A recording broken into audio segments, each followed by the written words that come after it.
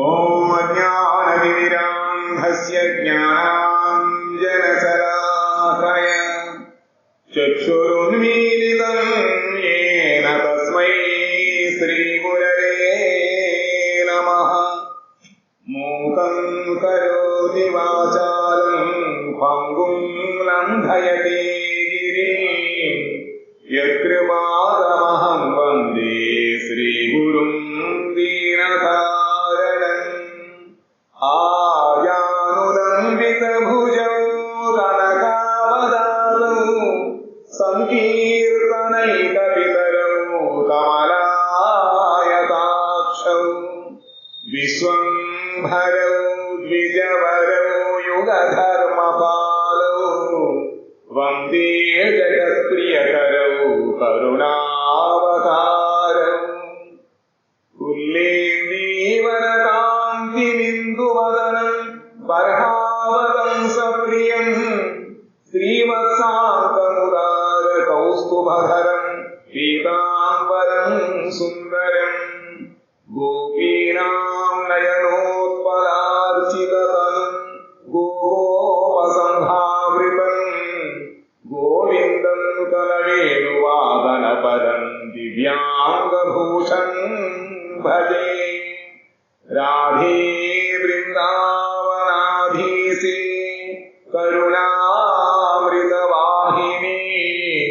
కృపయా నిజపాదాబ్జ దాస్యం మహ్యం ప్రదీయతాం. బృందాయై తులసీదేవ్యై ప్రియాయై కేశవస్య చ కృష్ణభక్తిప్రదే దేవి సత్యవత్యై నమో నమః. నారాయణం నమస్కృత్య నరం చైవ నరోత్తమం దేవీం సరస్వతీం వ్యాసం తతో జయముదీరయేత్. శ్రీకృష్ణ చైతన్య ప్రభు నిత్యానంద శ్రీ అద్వైత గదాధర శ్రీవాసాది గౌరభక్తవృంద. హరే కృష్ణ కృష్ణ కృష్ణ హరే హరే హరే రామ రామ రామ హరే హరే. పాదౌ యదీయౌ ప్రథమద్వితీయౌ తృతీయతుర్యౌ కథితౌ యదూరు నాభిస్తథా పంచమయేవ షష్ఠో భుజాంతరంతోర్యుగలం తథాన్యం. కంఠస్థు రాజన్నవమో యదీయో ముఖారవిందం దశమం ప్రఫుల్లం. ఏకాదశో యస్య లలాటపట్టం శిరోపి తు ద్వాదశ ఏవ భాతి. తమాదిదేవం కరుణానిదానం తమాదవర్ణం సుహితావతారం. అపార సంసార సముద్ర సేతుం భజామహే భాగవత స్వరూపం. భగవంతుడి యొక్క విశేష అనుగ్రహము చేత భాగవత మహాత్యాన్ని విన్న తర్వాత అందరికీ కూడా భాగవతం వినాలని కోరిక కుతూహలం వచ్చిన కారణంగా మళ్ళీ బృహత్ గ్రంథమైన భాగవతాన్ని మళ్ళీ ప్రారంభం చేసేటువంటి అవకాశాన్ని మహాప్రభు మనకి అందించారు. కాబట్టి ఈ ప్రతిరోజు మనం చెప్పిన గంట సమయంలో అందరూ కూడా చక్కగా వచ్చి కూర్చొని విన్నట్లయితే భాగవత మహాత్యంలో ఏం చెప్పారో అందులో కొంచెమైనా సరే మనం భగవంతుడి యొక్క కృప పొందగలుగుతాం. ఇది నిశ్చయము, తప్పకుండా వస్తుంది. భగవంతుడి యొక్క వాక్యం కూడా మిథ్య కాదు, సత్య సంకల్పుడు భగవంతుడు. కాబట్టి ఆయన చెప్పిన మాటని ఇచ్చిన మాటని కూడా జబదాటకుండా కాపాడుకునేటువంటి తత్వం భగవంతుడు. అర్థోయం బ్రహ్మసూత్రాణం భారతార్థ వినిర్ణయ గాయత్రీ భాష్య రూపోసౌ వేదార్థ పరిబృంహత అని చెప్పి గౌరవ పురాణంలో భాగవత ప్రశస్తి చెప్పిందనమాట. ఈ శ్రీమద్ భాగవతం అనేటువంటిది బ్రహ్మసూత్రముల యొక్క సమ్యక్ అంటే సమగ్ర సారాంశం, అర్థం. మన జీవితంలో వేదాలు చదువుకోలేము, ఆ బ్రహ్మసూత్రాలు కూడా మనకి చిన్నప్పుడు అక్కడ పట్టమంటే అక్కడ పట్టి పోయాయి. ఆ విధముగానే చిన్నతనంలోనే సూత్రములను కూడా మనం కంఠత చేసినట్లయితే కొంచెం ఉపయోగపడేది. కానీ అప్పుడు ఏమైనటువంటి సావకాశాన్ని భగవాను పిలిచాడు. అదేమిటంటే ఆ సూత్రం యొక్క అర్థమే శ్రీమద్ భాగవతం. మళ్ళీ మహాభారతం యొక్క సారం ఇంట్లో నిర్ణయం, అదేం నిర్ణయం చేసిన ఇంట్లో ఉంది. ఇంకా గాయత్రి భాష్యము, గాయత్రి మంత్రం యొక్క భాష్య స్వరూపం శ్రీమద్ భాగవతము. కాబట్టి ఇటువంటి 3 మహత్వస్తువుల యొక్క సారాంశం శ్రీమద్ భాగవతం. అందులో వేదార్థ పరిగృహీత, చక్కగా వేదముల యొక్క అర్థాన్ని మనకి ఇందులో నిర్ణయించి చెప్పారనమాట. ఈ బ్రహ్మసూత్రములలో మళ్ళీ మన విశేషంగా గౌడీయ మఠంలో ముద్రపడినటువంటి భాగవతం యొక్క ఉత్కృష్టి ఏమిటంటే ఏ శ్లోకాలలో వేదాంత సూత్రముల యొక్క అర్థం ఇవ్వబడిందో మొదట మనకి నిర్ణయించి చెప్పారన్నమాట. కాబట్టి ఈ భాగవతం అనేటువంటిది బ్రహ్మసూత్రం యొక్క అర్థము మహాభారత ఆత్మని చక్కగా నిర్ణయిస్తోంది. గాయత్రి మంత్రం అందరూ కూడా ఉచ్చరించలేము, దానికి మళ్ళీ ఏదో రకరకాల తంతులు ఉంటాయి. కానీ వాళ్ళు నిష్ఠతో చేస్తే ఏ ఫలితం వస్తుందో మనకు వచ్చేస్తుంది అన్నమాట. అది భాష్యం. సమస్త వేదార్థములను వివరించినది సర్వపురాణముల సార రూపము. సాక్షాత్తుగా సుఖమహర్షి చెప్పినటువంటి శాస్త్రం ఇది. కాబట్టి ఇందులో 18,000 శ్లోకాలు, 12 స్కంధములు ఉన్నాయి. శ్రీమన్నారాయణుడు తన నాభికమలము నుండి ఉద్భవించిన బ్రహ్మదేవునికి చతుశ్లోకాత్మకు భాగవతమును ఉపదేశించను. చతుశ్లోకి భాగవతం అని అంటాం పేరుకి. అందులో 7 శ్లోకాలు ఉంటాయి. మొదటిది నమస్కారం, రెండోది ఆశీర్వాదము ఉన్నాయన్నమాట. అవి 4 శ్లోకములు కూడా 4 వేదముల యొక్క అర్థం. ఈ 7 శ్లోకాలు మన గీతావళి గ్రంథంలో ఉన్నాయి. ప్రతిరోజు కనుక 7 శ్లోకాలు చదివినట్లయితే భాగవతమే కాకుండా సకల వేద పారాయణ ఫలితం మనకు వస్తుంది. అటువంటి చతుశ్లోక భాగవతాన్ని మొట్టమొదట శ్రీమన్నారాయణుడు బ్రహ్మదేవుడికి ఉపదేశించాడు. ఆ బ్రహ్మ దీనిని నారద మహర్షికి, నారదుడు మళ్ళీ బదరికాశ్రమంలో వ్యాస మహర్షి మనస్సు ప్రశాంతి లేకుండా కూర్చున్నప్పుడు ఆయన ఉపదేశించాడు. ఆయన మళ్ళీ దానిని భక్తి సమాధి చిత్తముతో కూర్చుని ఆ భగవద్ధ్యానం చేస్తున్నాడు. భగవంతు కృపచేత ఆయనకి లోపల 18,000 శ్లోకాలు స్ఫురించాయన్నమాట. కాబట్టి దీనిని ఆయన సమాధిలో కూర్చుని చెప్పాడు, లిఖితుడు రాశాడు. కాబట్టి దీన్ని పరమహంస సంహిత అంటారు. ఇది మళ్ళీ సమాధి గ్రంథము అంటారు. వ్యాసమ సమాధిస్థితుడై భగవత్ కృపచే 18,000 శ్లోకాలు గల శ్రీమద్ భాగవత పునర్రచించాడు. ఇది ఒక అలౌకికమైన గ్రంథము. ఈ లోకములో మనకి ఇక్కడే మనకు ఊరిలో దీన్ని పిండి తెలిసినప్పుడు కూడా ఇది అలౌకిక గ్రంథము. సాక్షాత్ భగవత్ స్వరూపం శ్లోకంలో చెప్పుకున్నాం. మొదటి ప్రథమ ద్వితీయ స్కంధములు భగవంతుడి యొక్క శరణములు, పాదపద్మములు. ఇంకా 3వది 4వది 2 కూడా భగవంతుడి యొక్క 2 ఊరువులు. పంచమ స్కంధం భగవంతుడి యొక్క నాభికమలము. 6, 7 స్కంధములు షష్ఠోభుజాంతరం. ఈ 2 కూడా భగవంతుడి యొక్క 2 భుజములు. కంఠస్థు రాజన్ నవమో తదీయో. ఆ 9వ స్కంధం భగవంతుడి యొక్క కంఠము. ముఖారవిందము 10వ స్కంధము భగవంతుడి యొక్క ముఖారవిందము. ఏకాస్కంధం భగవంతుడి లలాటం, నుదురు. ఈ 12వ స్కంధము భగవంతుడి యొక్క శిరస్సు. ఆ విధంగా చెబుతూ అంటున్నారన్నమాట. ఇంకా మానవ ధర్మములు, కర్మయోగము, అష్టాంగ యోగము, జ్ఞానయోగము, భక్తి యోగము ఉన్నవు భగవత్ప్రాప్తి సాధనములు అన్నీ విశుద్ధముగా వర్ణితములయ్యాయి. ఇందులో అన్ని చెప్పారు. కానీ ఈ మహాపురాణమున భగవద్భక్తియే విశేషముగా నిరూపితమైనది. వ్యాసమహర్షిని అలా చెప్పాట. నువ్వు ధర్మార్థ కామ మోక్షాల గురించి అంతా కూడా అనేక గ్రంథాలు చెప్పావు. కానీ భగవంతుడు ఏది ఇష్టమైనదో ఆ భక్తి యోగాన్ని నువ్వు ఇతిమిత్తముగా ఎక్కడెక్కడ నడిచి చెప్పలేదు. కాబట్టి నువ్వు భక్తి యోగాన్ని చెబుతూ భగవంతుడి యొక్క ఈ నామరూప గుణ లీలలు, కృష్ణ యొక్క లీలని ఎక్కువగా ఇతోధికంగా వర్ణించమని చెప్పాడనమాట. అందుకని ఇక్కడ ఇందులో శ్రీమద్ భగవద్భక్తి విశేషముగా నిరూపితమైనది. భాగవత ప్రయోజనము భక్తి యొక్క ఉత్కృష్టతను చూపి మానవుని దాని వైపు ప్రవృత్తిగా చేయుటయే. భక్తి యొక్క మన భాగవతంతా కనపరావడం మళ్ళీ మనకు ఎక్కడ భక్తి లేకపోయినట్లయితే, భక్తి పుట్టకపోయినట్లయితే అది నిష్ప్రయోజనం.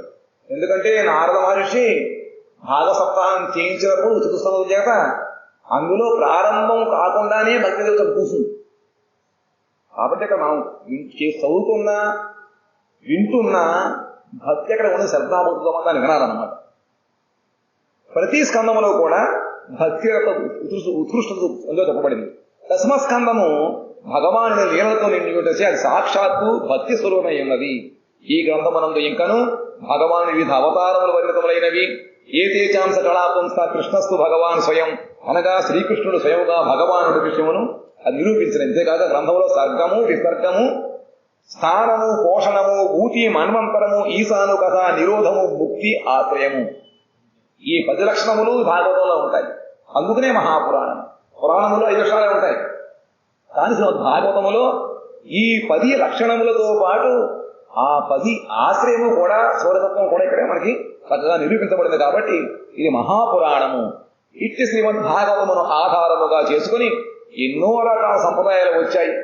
అందులో చైతన్య మహాప్రభు సంప్రదాయము చాలా ఉత్తమమైనటువంటిది. భాగవతాన్ని వాళ్ళు అంటే మేము అమల ప్రమాణముగా దాన్ని తీసుకుంటున్నాం అన్నమాట. అందుకనే మహాప్రభు యొక్క సిద్ధాంతం ఏమిటి చెప్తున్నారు. ఆరాధ్యో భగవాన్ ప్రదేశతనయ స్తద్ధామ బృందావనం రమ్యాకాశిదుపాసన వ్రజవధూ వర్గేణయా కల్పిత శ్రీమద్భాగవతం ప్రమాణమమలం ప్రేమాపు మధ్వో మహాన్ శ్రీ చైతన్య మహాప్రభు మతమిదం తత్రాదరోన పరః. అనగా శ్రీకృష్ణ భగవానుడు ఒక్కడే ఆరాధ్య దేవుడు. గౌడీ సంప్రదాయం యొక్క సిద్ధాంతం ఏమిటంటే ఈ శ్లోకం అన్నమాట. ఆ యొక్క ఆరాధ్య దైవము ఒక కృష్ణ భగవానుడు ఒక్కడే, కృష్ణుడు ఒక్కడే. ఆయన నివాసం ఎక్కడ? బృందావనంలో ఉంటాడు. ఆయన ఆరాధనకు ఆదర్శనము బ్రజగోపికలు.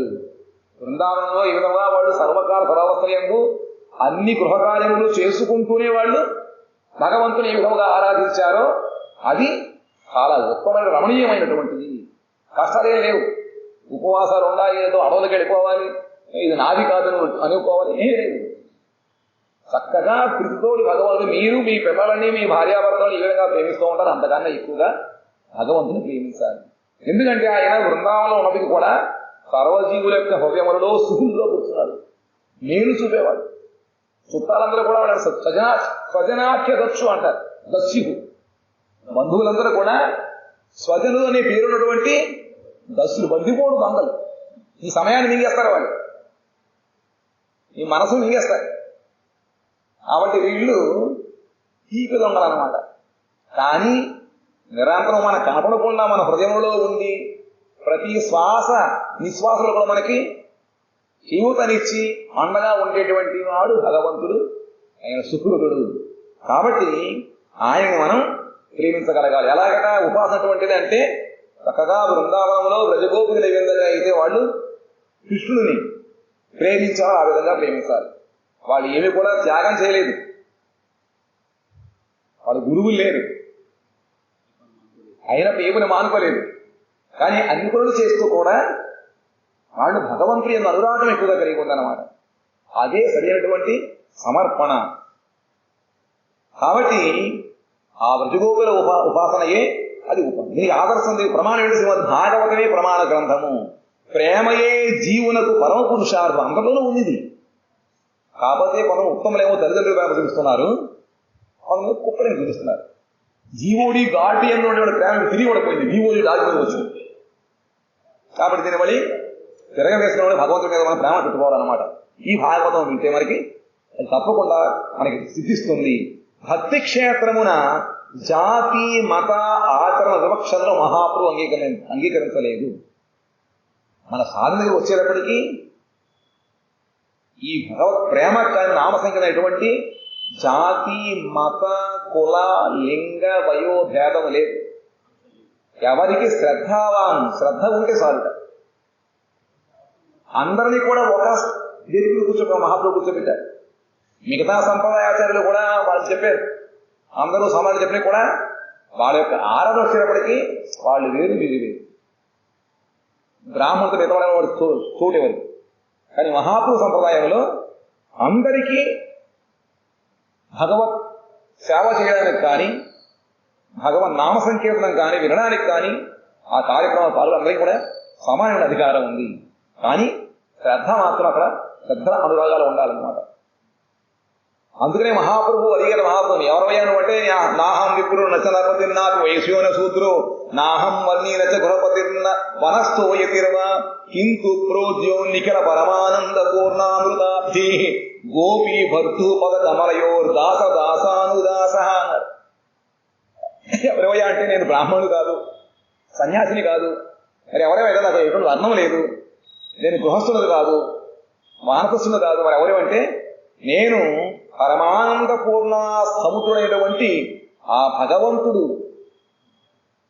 ఒక్క అంటే గోపీ భర్తృ గోపికల యొక్క పతి అయినటువంటి ఆ శ్రీకృష్ణ యొక్క దాసానుదాసుడని అయినటువంటి తత్వాన్ని ఇక్కడ మహాప్రభు అందించారు. కాబట్టి ఆయన యొక్క అనుగ్రహం మనం పురస్కరించుకుంటూ వారి యొక్క ఆశీస్సుల కోసాన్ని చేస్తూ ఈ రోజు నుంచి మనం భాగవతాన్ని మళ్ళీ మొదలు పెట్టుకుంటాం. అందులో స్కందముల ప్రథమ అధ్యాయము సౌనకాది మహామునులు సూత మహర్షిని అడుగుతున్నారు. దాని మంగళాచరణము ఏ గ్రంథముకైనా ముందు శుభారంభం చేయాలి కాబట్టి మంగళాచరణం ఉంటుంది. జన్మాద్యస్యతోన్మయాదితరతః చాధ్యేషు అభిజ్ఞస్వరాట్ తేనే బ్రహ్మ హృదాయ ఆది కవయే ముహ్యంతి యత్సూరయః తేజో వారి మృదాం యథా వినిమయో యత్ర త్రిసర్గో మృషా భామ్నా స్వేన సదా నిరస్తకుహకం సత్యం పరం ధీమహి. మేమందరము కూడా సత్య వస్తువు పరమ వస్తువు అయినటువంటి వస్తువుని మేము ధ్యానము చేస్తున్నాము. ఆయన నిరస్తకుహకం కపటత్వాన్ని నిర్మూలించేటువంటి ఆయన సదా ఎప్పుడు కూడా ఈ ప్రపంచం యొక్క సృష్టి స్థితి లయముల అను కారణత్వ వ్యతిరేకత్వములతో సాధించువాడు. జన్మాది జన్మ అంటే ఆది జన్మ, పోషణము, మృత్యువు అంటే మూడు అన్నమాట. ఏతో అన్వయాది తరత అన్వయ వ్యతిరేకములతో సాధిస్తూ ఉంటాడు భగవంతుడు. అర్ధేష విజ్ఞస్వరాట్ అంటున్నాడు అనమాట. వ్యతిరేకములు సాధించేవాడు జగత్కర్తృత్వం సంపూర్ణముగా అవగతమనర్చుకునే వాడు. జగత్కర్తృత్వం ఆయన అధీనంలో ఉంటుంది. ఎవరు రకాల వేషాలు వేసినా కూడా ఎవరూ దానిని పొందలేదు. అహంకారాన్ని అత్యధికంగా అనుకుంటూ ఉంటాం. కానీ కర్తృత్వం ఆయన ఏ విధంగా ఆడవలసినదే సంపూర్ణంగా అవగతం ఉన్నాయి, కొంచెం కొంచెం కాదు. అందుకని ఎవరిని ఎక్కడ దిగించాలో దిగిస్తూ ఉంటాడు భగవంతుడు. స్వతసిద్ధ జ్ఞానముతో విరాజులు వాడు. ఎప్పుడు ఆయన యొక్క స్వతసిద్ధ జ్ఞానము సదా స్వరూప సంప్రాప్త నిన్న భగవంతుడు చెప్పుకున్నాం. కాబట్టి భగవంతుడు ఎప్పుడు కూడా తన యొక్క స్వతసిద్ధ జ్ఞానముతో విరాజులుతూ ఉంటాడు. దానికి ఏదో జ్ఞాపకం పోయింది కాబట్టి ఆయన మళ్ళీ జీవుడైపోయాడు ఏమీ లేదు. ఇప్పుడు కూడా ఆయన నిత్య సత్వ స్వతసిద్ధ జ్ఞానంతో విరాజులుతూ ఉంటాడు. పైగా ఆయన ఆది కవి. అగు బ్రహ్మకు బుద్ధివృత్తిని కలుగ చేసి మనస్సు ద్వారా తత్వవస్తువు వెల్లడించిన వాడు.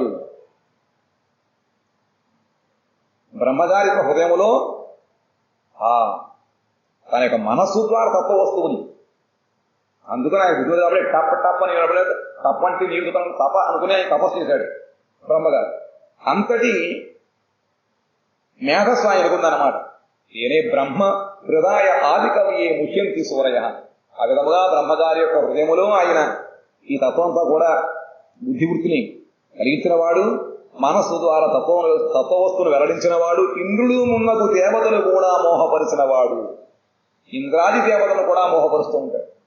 అందుకనే ఇంద్రుడు ఆ కృష్ణుడు యొక్క భగవతత్వాన్ని మర్చిపోయి వాళ్ళకి చేసేటువంటి యజ్ఞం చేయలేదని చెప్పి ఇంద్రయాగాన్ని అడ్డుకునేటువంటి ఒక కోపముతోటి ఆయన మీద కక్ష సాధిద్దాం అనుకున్నాడు. అంటే కృష్ణరూపంలో చిన్న పిల్లవాడు ఉండేప్పటికీ భగవతత్వం మర్చిపోయాడు ఇంద్రుడు. ఆ విధమైన బ్రహ్మ సాక్షాత్తు బలరాముడు కూడా మర్చిపోయాడు. ముహ్యంతి సూరయ మహామహా పండితులు మేధావులు కూడా కొబ్బలు కాలేస్తూ ఉంటారు. భగవత్ యొక్క లీలకు వాళ్ళు అందరూ అనమాట. ఆ విధంగా అందరూ మోహపరుస్తుంది. తేజస్సు జలము మృత్తిక ఎనువాని వినియము వలన అన్య వస్తు జ్ఞానము సత్యము వలె ప్రతిపమగునట్లు తన యందు సత్వ రజ సమములను త్రిగుణముల యునికి సత్యము వలె ప్రతీతమైనను వాస్తవముగా జలధమము లేనివాడు. ఇంకా తేజో వారి మృదాం యథా వినయమయో. మృత్తిక జలము తేజస్సు లేదా అగ్ని వీటిని పాళ్ళు మారుస్తూ రకరకాల శరీరాలను తయారు చేసినవాడు. సృష్టి అంతా మూడే కదా, జలము అగ్ని భూమి పృథివీ, ఈ మూడు. వాయువు ఆకాశం రెండు ఉన్నాయి అనుకోండి, అవి ఒకటిలో ఉంటాయి అన్నమాట, విడిపోతూ ఉంటాయి. ఆ విధంగా వీటితోటి చేసేవాడు పైగా సత్వరజసములు త్రిగుణముల యునికి సత్యములే ప్రతితమైనను. సత్వగుణం రజగుణం తమగుణం మూడు కూడా ఉన్నాయి. భగవంతుడిలో కూడా ఒకటి కనపడుతూ ఉంటాయి. పడుకున్నాడు, ఆయన లేచాడు, పనిచేస్తున్నాడు, భగవద్ ధ్యానం చేసుకున్నాడు, దానం చేశాడు, అది కూడా ఆయన ఒకటి కనపడుతున్నాడు. ఆయనకి ఎటువంటి సంబంధం లేదు, నిత్యసత్తుడు అనమాట, నిర్గుణుడు. అంతేకాకుండా జడమైన ధర్మము లేనివాడు, కపటమునకు స్థానము కానివాడు, నిరస్త కుహకం సుసర్గోముష ధామ్నా స్వేన సదా నిరస్త కుహకం. ఎల్లప్పుడూ కూడా కపటత్వాన్ని దూరముగా ఉంచేటువంటి వాడు, మోసము చేయనివాడు, మోసము చేయబడినవాడు. అందుకనే ఆయన్ని ఆశించినట్లయితే మనకి ఇంకా ఎటువంటి కర్మచక్రంలో ఉండేటువంటి ఈ ప్రవృత్తి మార్గాన్ని ఇవ్వట. ఆ ఇంద్రుడి గంధకన వస్తువాలు అని అంటాడు. అనివిగ్గో తీమూర్ఖు విషయకేన దివు స్వచరణామృతియా విషయ బులాయి. నీ విఘ్నుడిని, నువ్వు అగ్నుడివి. చిన్నపిల్ల కత్తిని కోసం పెంచబడి కత్తిస్తున్నా అమ్మా, దాని విలువ తెలియదు. ఆ విధముగానే మనం కూడా మన యొక్క సమయాన్ని ధ్వంసం చేసేటువంటి విషయాన్ని మనం కోరుకుంటూ ఉంటాం. కానీ శ్రీకృష్ణుడు మాత్రము ఈ ప్రాపంచిక వస్తువులను కూడా అయినవాడు. ఒకవేళ ఏడ్చి గోల పెట్టినా ఇచ్చినట్టు దాన్ని తీసేసుకుని అలాగే శరణామృతాన్ని ఇస్తూ ఉంటాడు. ఎందుకంటే అందులోనే మనకి శ్రేయస్సు ఉంది. కపటత్వం లేదు కాబట్టి మనకి అది ఇచ్చినట్టు తీసేసుకుంటూ ఉంటాడు, ఇచ్చి వస్తూ ఉంటాడు అనమాట. అందుకని నిరస్తత్వం సత్యం పరం ధీమహి. సత్య వస్తువు శ్రేష్ఠ వస్తువులు భగవంతుని నేను ఆశ్రయిస్తూ ఉంటాను. దీనికి రకరకాలుగా వ్యాఖ్యానాలు ఎంతో మంది పండితులు చేశారు. ఇక్కడ భగవంతులకు ఒక పేరు కూడా లేదు, సత్య వస్తువు మాత్రమే ఉంది. కానీ ఇది ఈ సత్యం పరం ధీమహి సత్య వస్తువు గురించి మనకి మళ్ళీ 10 స్కందాల వస్తుంది. బ్రహ్మగారు భగవంతుని సృష్టిస్తున్నప్పుడు సత్యం సత్యం అని శ్లోకం ఉందన్నమాట. ఆ సత్వ వస్తువుని చెప్పారు. కాబట్టి ఇక్కడ మనకి పేరు కనబడకపోయినా కూడా గజేంద్రుడు ఏ విధంగా అయితే భగవంతుని ప్రార్థించాడో పేరు పెట్టకుండా, అప్పుడు ఆ లక్షణాలు ఉన్నవాడు ఇక్కడికి వచ్చాడనమాట శ్రీహరి. ఆ విధంగానే ఈ ప్రార్థన శ్లోకంలో కూడా ఎటువంటి పేరు చెప్పకపోయినా కూడా ఇది పరిపూర్ణంగా శ్రీకృష్ణుడికే వర్తిస్తుంది.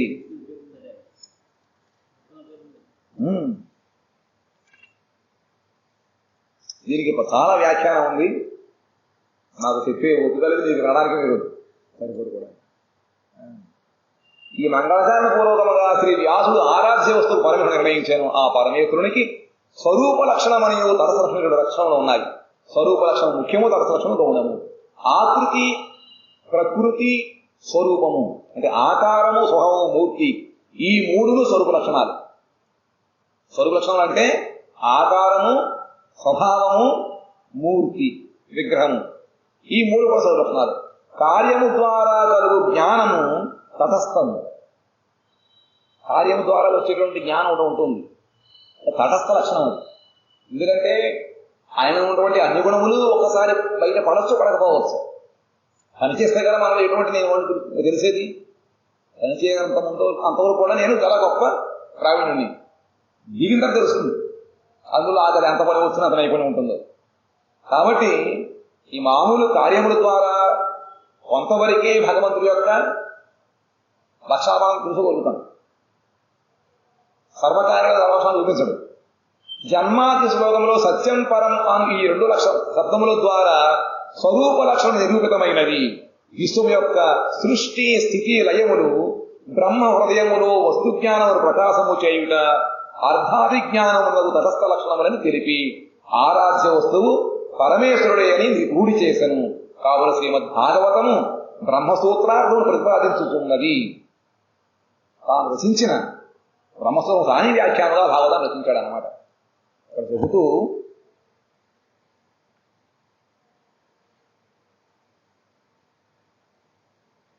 జన్మాధీతోన్మయాయుధేష విజ్ఞస్వర తీనే బ్రహ్మహృదాయ ముఖ్యంగా తేజో వారి మృధాం వినిమయో ఎక్కడ త్రిసర్గురో ముష. ఇక్కడ త్రిసర్గం అంటే ద్వారకా మధుర బృందావనం. అక్కడ ఎప్పుడూ ఉండి లీల చేసేవాడు, ఉంటూ లీల చేసేవాడు. అది ఆ 3 కూడా భగవద్ ధామములు అన్నమాట. అక్కడ ఉంటూ ఎటువంటి కపటత్వము రానివ్వకుండా అక్కడ ఉంటూ ఆయన చేస్తుండన్నమాట.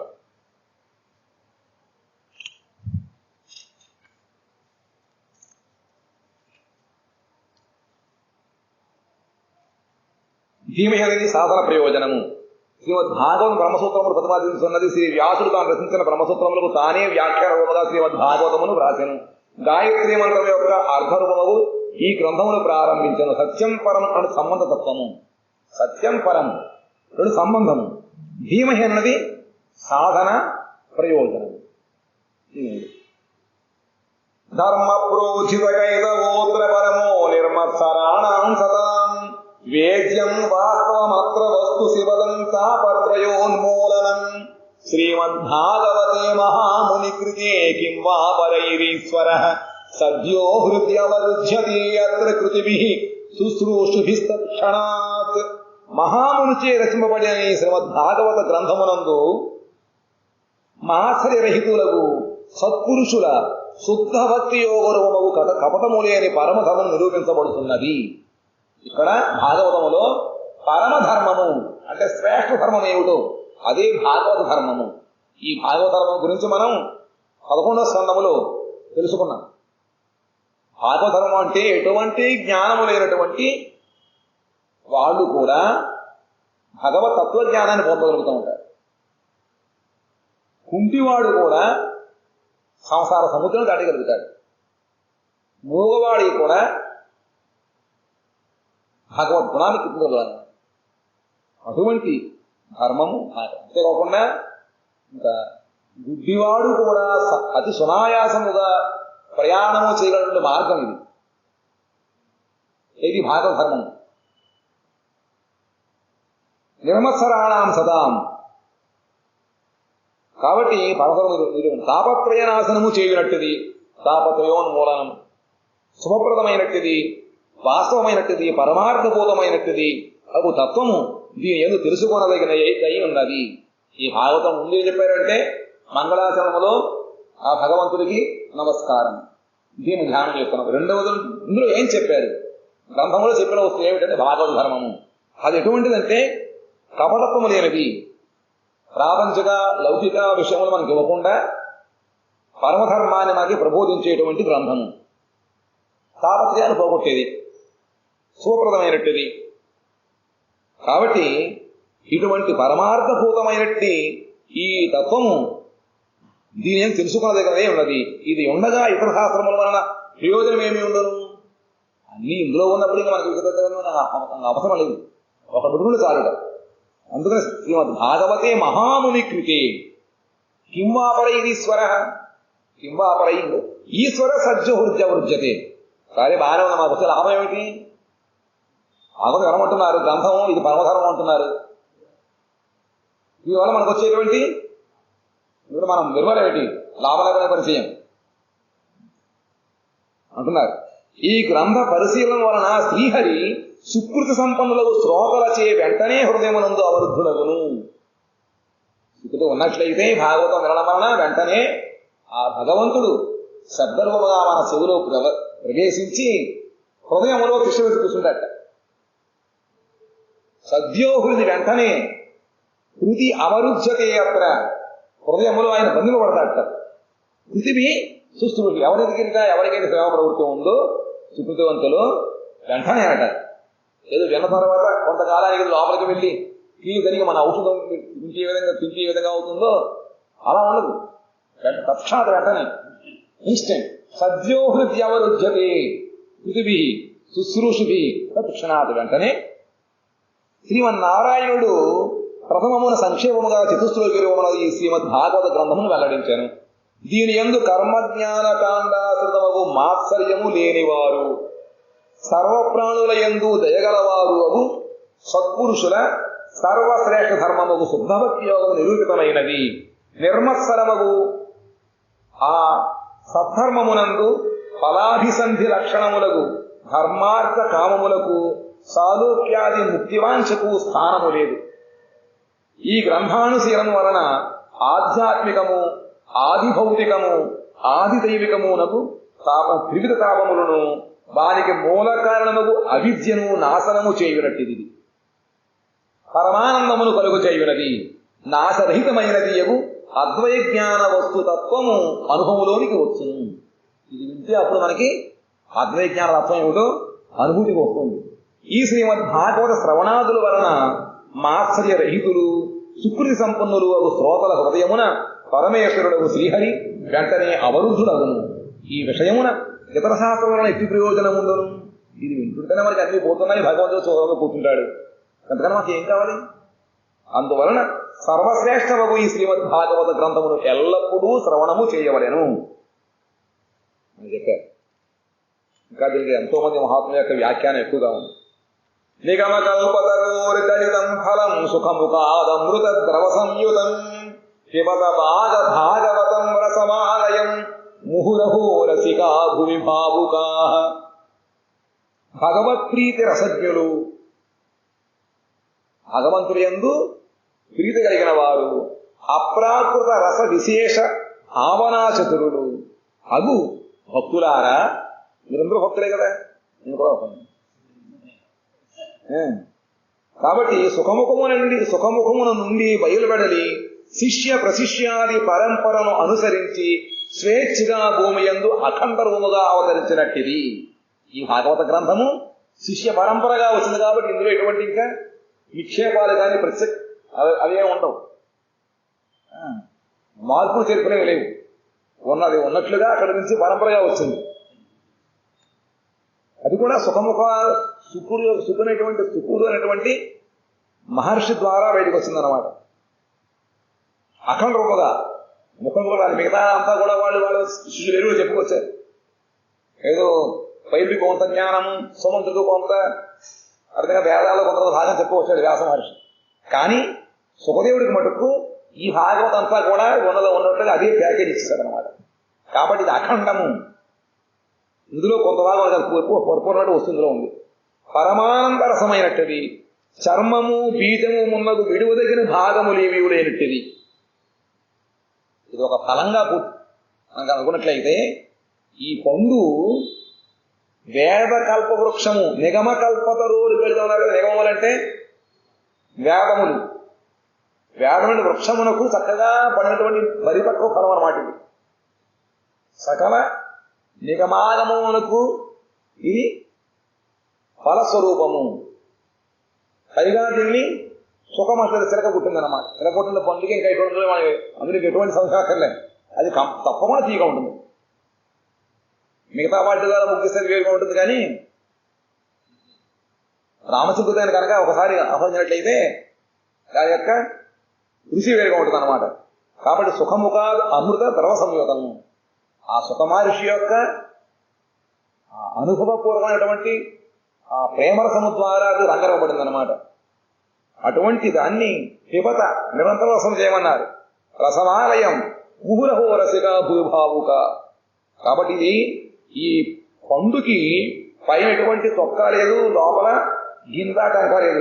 అందులో విడదగండి భాగం అంతా కోసం భగత తినేసి ఇంకా సరళమైనటువంటిది. నవలాలంటే మనకి ఎంత నొప్పు, కొళ్ళు నవలు ఏమంటాం, కానీ ద్రవం వాటిని చక్కగా తగ్గేసి అనమాట. పానయోగ్యమైనట్టుది, వేదమును కల్పవృక్షమున బాగుగా పండినట్టుది యగు శ్రీమద్ భాగవతమును ఫలమును మీరు ముక్తావస్థయందు కూడా ముక్తులు అయినప్పుడు కూడా చక్కగా తాగొచ్చుట. మాటి మాటికి పానము చేయుడు అసలు. పరముక్తులకు పురుషులు కూడా స్వర్గాది సుఖముల వలెను ఉపేక్షింపక దీనిని ఎల్లప్పుడూ సేవించుతుందురు కాక.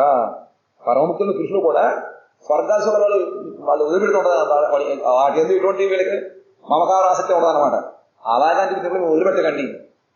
అందుకనే పరీక్షిత మహారాజు గారికి సుఖదేవ గోస్వామి భాగవతం చెబుతున్నప్పుడు దేవతంలో వచ్చారు. మనం విన్నాం కదా భాగవత మహత్యంలో, అమృతవాణం పట్టుకొచ్చారు. అయ్యా పరీక్షితు గారికి వీడు సర్పదంశం అనేటువంటి ఒక మృత్యువాత వస్తుంది కాబట్టి యముడు తాగించేయడానికి మరణం ఉండదు, మాకు అదృష్టం ఉన్నారు. వెంటనే ఆయనకి అదమానం వచ్చింది. ఏమిటిగా దేవత అంత కష్టపడి అమృతాన్ని పొందారు, దాన్ని అమృతం కోసం ఎన్ని పెద్ద పెద్ద గొడవలు అయిపోయాయి, యుద్ధాలు జరిగిపోయాయి, ఎవరికి ఒక సుఖ కూడా పోయి ఊరికినేరు వీళ్ళు. అటువంటి సునాయాసంగా పిలుస్తున్నారు, పట్టుకొచ్చిస్తున్నారండి. డిగ్రీ వీళ్ళు అడిగితేనే ఎవరో కిందకు వచ్చిస్తున్నాడు. ఇందులో ఏదో మోసం అనుకున్నారు. ఏమిటంటే మాకు భాగవతం అమృతం అన్నారు. ఇవ్వకూడదు నీకు ఈ భాగవత పానమునకు యోగ్యత లేదు, అమృతాన్ని తాగుతూ ఉండండి. నేను అమృతం వలన అమరత్వం రావచ్చు కానీ భగవత్ ప్రాప్తి కలగదు. ఒక్క ఈ భాగవత రసం వలననే భగవత్ ప్రాప్తి కలుగుతుంది. కాబట్టి దీన్ని మిగతా వాటి వల్ల దీన్ని వదిలిపెట్టకుండా చక్కగా మీరు ఎల్లప్పుడూ సేవిస్తూ ఉండమని చెప్పి దీనికి మనకి ఒక శ్లోకం చెప్పారన్నమాట. కథా ప్రారంభం అవుతోంది. ఓం నైమిషే నిమిషక్షేత్రే ఋషయ సౌనకాదయ సత్రం స్వర్గాయ లోకాయ సహస్ర సమమాసత. మొట్టమొదటి శాస్త్ర ప్రారంభమున మంగళవాచకం ఓం మొదలుపెట్టారు. సౌనకాదులకు ఋషులు వైకుంఠమునకు బడబెట్టకై విష్ణు తీర్థమగు నైమిసారణ్యమున సహస్ర వర్ష పరిమితమగు యజ్ఞమును చెయ్య మొదలడివి. నైమిసార క్షేత్రంలో మనం ఇప్పుడు ఉన్నాము. అక్కడ సౌనకాది మహర్షులందరూ కూడా 100 సంవత్సరాల పాటు స్వర్గలోకానికి పొందాలనేటువంటి కోరికతోటి వాడు సత్రయాగం చేస్తున్నారట. సహస్ర వర్ష 1000 సంవత్సరాలు దాని యొక్క కాలం. మనం బతికేదంతా అందులో ఎంతసేపు కూర్చుంటాం మొదలెట్టారట. హయే కదా మునయ ప్రాతర్హుత హుతాగ్నయ సత్కృతం సూతమాసీనం పప్రచూరితమాదరాత్. ఒకప్పుడు సౌనకాది మహర్షులు ప్రాతకాలమున ఆజ్యాహుతులను అగ్నియందు వేచి సత్కృతుడు ఆశ్రమనందు ఉపవిష్టుడు వ్యాస భగవాను శిష్యుడు మహాభాగవతుడు సూత మహాముని ఆదరించి అడిగిరి. అంటే రాత్రి తెల్లవారులు పొద్దున కూర్చొని చేయరు కదా, దానికి ఒక సమయం దాన్ని చేస్తూ ఉంటారు యాగం. మిగతా సమయంలో ఖాళీగా ఉన్నప్పుడు వాళ్ళు భగవత్ పూజ జరుగుతూ ఉంటుంది అన్నమాట. అక్కడ ఆసనం మీద ఉన్నటువంటి ఆ సూత మహర్షిని ఆదంతో నమస్కరించి ఈ విధంగా అడిగారట. ఏమడిగారు? ఋషయ ఊచు త్వయా ఖలు పురాణాని సేతిహాసాని చానఘ ఆఖ్యాతాన్యప్యధీతాని ధర్మశాస్త్రాణి యాన్యుత. పాపరహితుడవగు ఓ సూత, నీవు మహాభారతాదులైన ఇతిహాస గ్రంథములతో పాటు అష్టాదశ పురాణములను ధర్మశాస్త్రములను గురువుగల అధ్యయనము చేసిదివి కదా. అంతేకాక వారిని చక్కగా వ్యాఖ్యానించిదివి. గురువు గారి దగ్గర నువ్వు ఇన్ని రకాలైనటువంటి సాధనలు చక్కగా విన్నావు, అధ్యయనం చేశావు, పైగా దాన్ని మళ్ళీ వ్యాఖ్యానం చేశావు. యాని వేద విదాం శ్రేష్టో భగవాన్ బాదరాయణ అన్యేచ మునయస్సూత పరావర విదో విభు వేత్తత్వం సౌమ్యత సర్వం తత్వతస్తదనుగ్రహాత్ బ్రూయుః స్నిగ్ధస్య శిష్యస్య గురవో గుహ్యమప్యుత. ఇంకా సౌమ్యుడవగు ఓ సూత, చక్కటి గుణములు కలిగినటువంటి ఓ సూత మహర్షి, విద్వాంసుల్లో శ్రేష్ఠుడగు వ్యాస భగవానుడు సగుణ నిర్గుణ ధామములనున్న బ్రహ్మస్వరూపమును భగవానుని సగుణ నిర్గుణ స్వరూపములను తెలుసుకొనిన ఇతర మునులు ఏ విషయములను ఎరింగిరో వారి దయతో నీవు ఆ ఇతిహాస పురాణం చక్కగా ఎరింగితివి. ఎంతో కష్టపడితేనే కానీ గురువు గారి నుంచి మనకి జ్ఞానము కాదు. ఆ లభించిన జ్ఞానాన్ని మనం అనుభవంగా తెలుసుకోవాలంటే చాలా దానికి సమయం పడుతుంది, గురువు అనుగ్రహం కావాలి. ఇవన్నీ కూడా నువ్వు ఈ వ్యాసుల వారికి అనుగ్రహం చేత భగవంతుడి యొక్క సగుణ నిర్గుణ స్వరూపాలను చక్కగా తెలుసుకొని అని నువ్వు ఇతిహాసంగా చదువుకున్నావు. గురువులు తమకు ప్రీతిపాత్రులకు శిష్యుని కూడా నీవు కూడా ఒక రహస్యములు కూడా బోధింతురు కదా. చక్కగా నీ మంచి గుణాలు ఉన్నాయి కాబట్టి ఆ గురువు గారు శిష్యుడి యొక్క అర్హతను చూసుకుని ఎవరికైతే మంచి గుణములు ఉంటాయో వాళ్ళని ఆదరముతోటి రహస్యపూర్ణ విషయాలు చెబుతూ ఉంటారు. తండ్రి గారు ఏ విధంగా పెద్ద కుమారుడికి అన్నీ కూడా చెబుతూ ఉంటారు సీక్రెట్స్. ఆ విధంగా ఉత్తమ శిష్యుడికి గురువు ఏవి దాసకుండని చెప్పారు అనమాట. కాబట్టి నువ్వు అన్ని కూడా గురువుగా నేర్చుకున్నావు కాబట్టి నాకు అన్నీ కూడా చెప్పని చెప్పాను అడుగుతున్నారు. తత్ర తత్రాంజసాయుష్మన్ భవతా యద్వి నిశ్చితం పుంసామేకాంతత శ్రేయస్ తన్న సంసితుమర్హసి. ఆయుష్మంతుడా, ఎక్కువ ఆయుష్ ఇవి 7 గుర్తు చెప్పాలి కదా మరి ఆయన. శాస్త్ర వర్షముల విధమైనటువంటి సత్రయాగాన్ని కూడా ప్రారంభించాలి కాబట్టి ఈ 1000 సంవత్సరాలు ఎటువంటి ఆటంకములు లేకుండా పూర్ణాయుష్యుడు చెప్పాలి. కాబట్టి నువ్వు ఆయుష్మంతుడివి. అటువంటి వాడిని చూసి పెడుతూ ఉంటారు. పెట్టకపోతే కష్టం. లేకపోతే ఆ సింహాసనం మీద ఆసనం మీద ఉత్తమాసనానికి తగినటువంటి వాడిని కూర్చోబెట్టాలి. కాబట్టి నీవు అధ్యయనము చేసిన ఆయా శాస్త్రములలో మానవులకు పరమ కళ్యాణమును కలిగించుటకు నిర్ణయింపబడిన విషయముల రహస్యమును మాకు చెప్ప నీవే తగి ఉన్నావు. ఈ సంవత్సరాలు ఉన్నా కూడా మాకు అంతా వినడం ఓపిక లేదు నాయన. ఈ శాస్త్రములలో మానవులకు కళ్యాణమును కలిగించుటకు నిర్ణయింపబడిన విషయాలను మాత్రం నాకు చెప్పు. నువ్వు ఏది చెప్పు, మొత్తం చెప్పుకుంటున్నావు అనుకోండి, గంట సేపు ఉపన్యాసం చెప్తాను. పనికొచ్చింది ఏమంటే అందులో పనికొచ్చింది ఏమి ఉండదు. మరి ఏం ప్రయోజనం అవుతున్నప్పుడు? కాబట్టి చక్కగా నువ్వే అందులో మాకు ఏది కళ్యాణము శుభము శ్రేయస్సు కలుగుతుందో దాన్ని నిర్ణయించి చెప్పడానికి సమర్థత నీకు ఉంది. కాబట్టి మేము నిన్ను వేడుకుంటున్నామని చెప్పి ఇంకా వాళ్ళు ఏమి కోరారో దాన్ని మనం భగవదనుగ్రహం తర్వాత వాంఛాకల్పతరుభ్యశ్చ కృపా సింధుభ్య ఏవ చ పతితానాం పావనేభ్యో వైష్ణవేభ్యో నమో నమః.